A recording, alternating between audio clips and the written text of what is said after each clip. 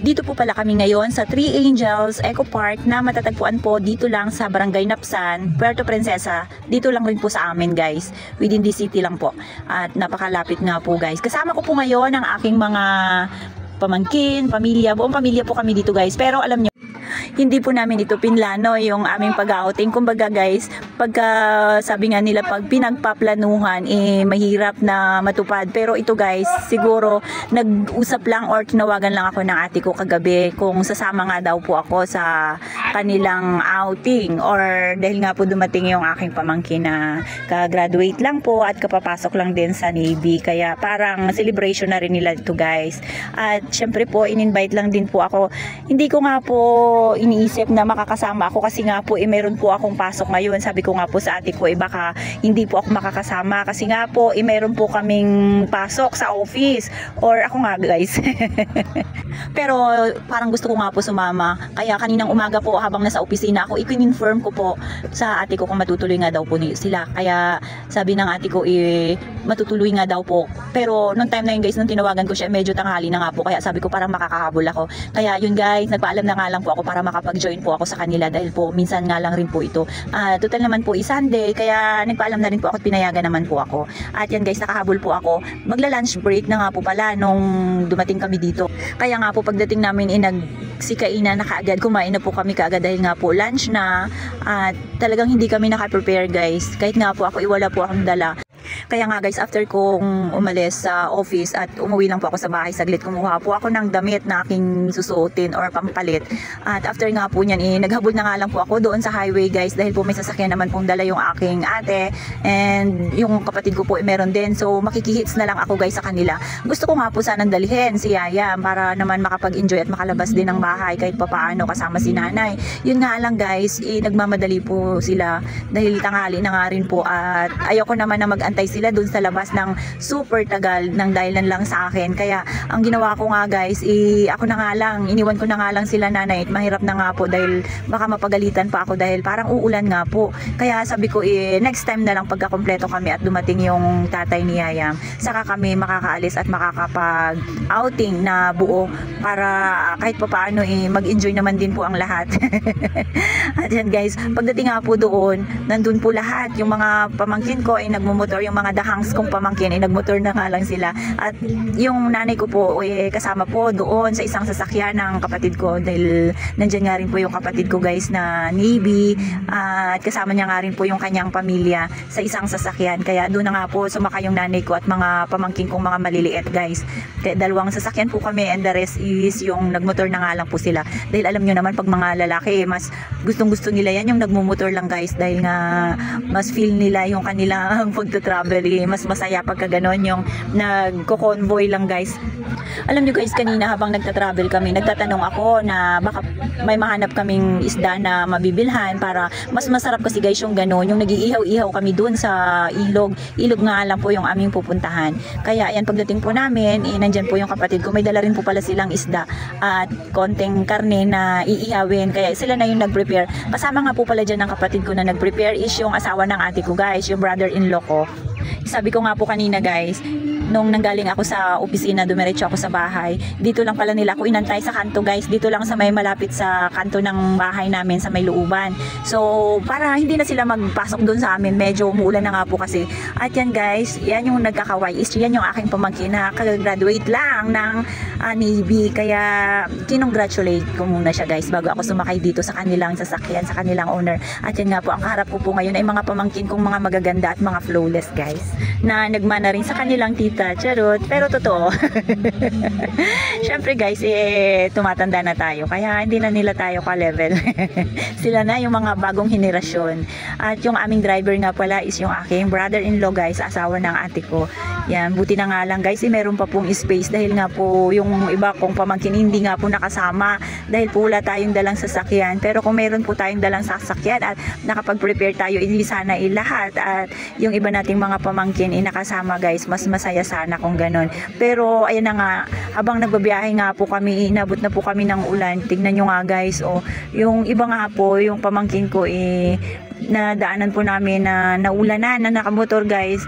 Kaya sabi namin, pinasakay na nga lang namin dito para kahit pa paano, may mga dala rin po kasi silang gamit guys, para naman maging safety rin. At ang pinagmotor na lang namin is yung walang mga bitbit. At talaga namang gustong gusto nila yung ganyan. Tingnan nyo nga guys, nakakatakot talaga mag-drive pagka ganitong umulan, nag-aambon, lalo na pag nakamotor. Okay lang sana pag naka 4 wheels, di ba? Talagang safe na safe tayo. Pero pagka ganito dapat dahan-dahan lang pagka nagmumotor. Kasi nga guys, ako na-experience ko na rin yung ganyan pagka nagmumotor. Natatakot na ako kasi nga po bukod sa mahangin, madulas, talagang nakakatakot po kapag na-disgrasya ka. Naku, kaya talagang todo ingat pagka nakamotor. Pero ako guys, parang ayaw ko nang nagmumotor na umuulan. At yan nga po, kung makikita nyo guys, kasama ko, katabi ko yung aking pamangkin. Sabi ko nga po sa kanya, parang magkaedad na lang kami dyan. Kaya tawa siya ng tawa sa akin. Pero sa totoo lang guys, ang layo ng agwat namin. Parang anak ko na nga lang po yan siya. Dahil ang panganay ko pong anak, mas matanda pa nga yan sa kanya. Kaya natatawa lang sila sa akin guys. Kasi nga, nakakapagsalita ako ng gano'n. Hindi nila alam kung joke ba o totoo ba yung sinasabi ko. At yan guys, habang nagbibiyahe nga po kami, nagtatawanan pa nga po kami.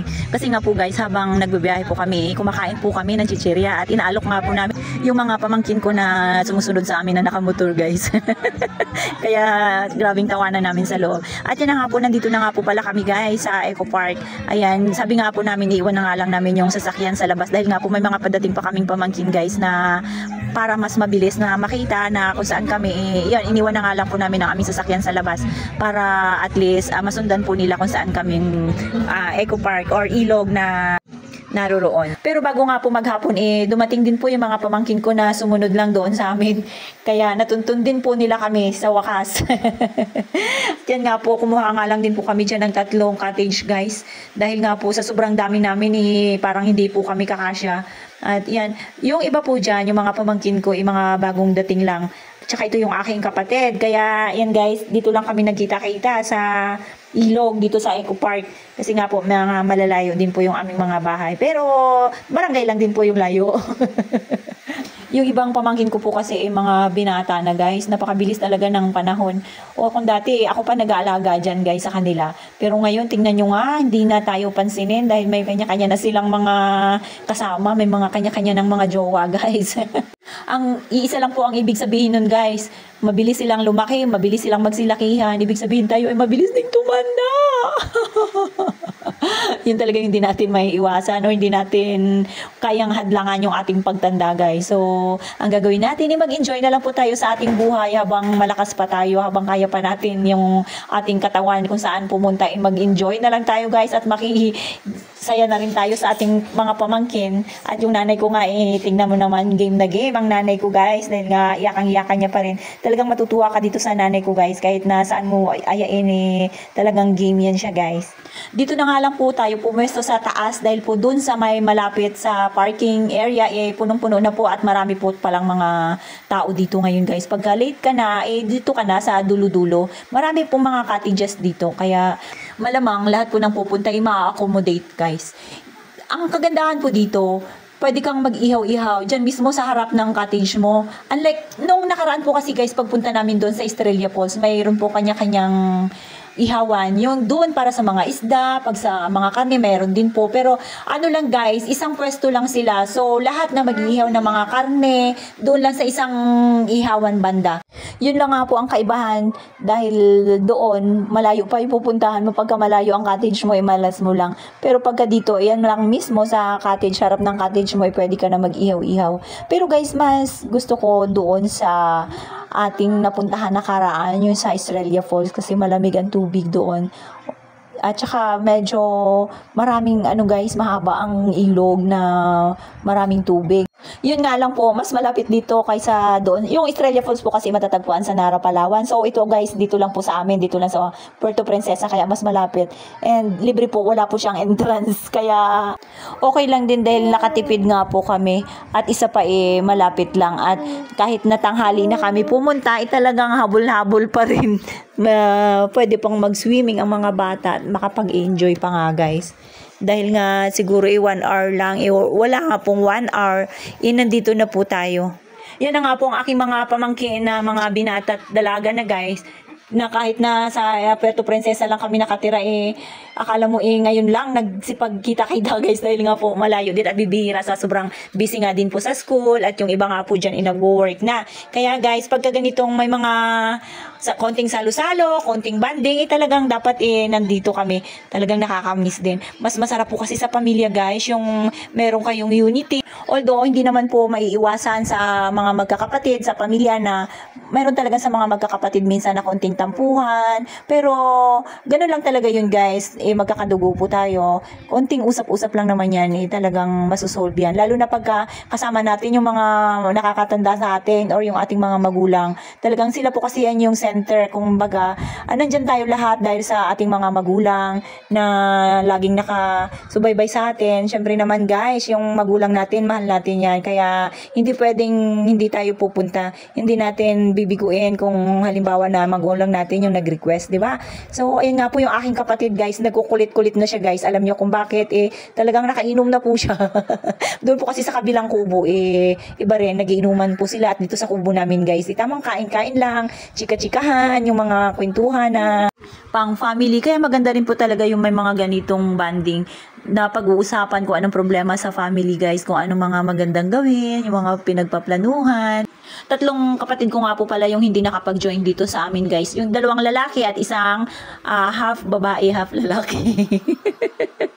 Ayun po sila guys ang hindi nakarating dahil nga po may mga work po sila. Kaya ito kami-kami na lang. Pero kahit na hindi sila nakarating guys, nandito naman yung anak nila, yung family nila na nag-join sa amin. Kaya okay lang din, masaya pa rin. Kasama nga din po namin dito guys yung aming mga sister-in-law at mga asawa ng mga kapatid kong lalaki. Kaya yan guys, masaya kami. At yan, yung mga girlfriend ng aking mga pamangkin, nandyan din po, nakijoin din. Syempre naman, family na rin.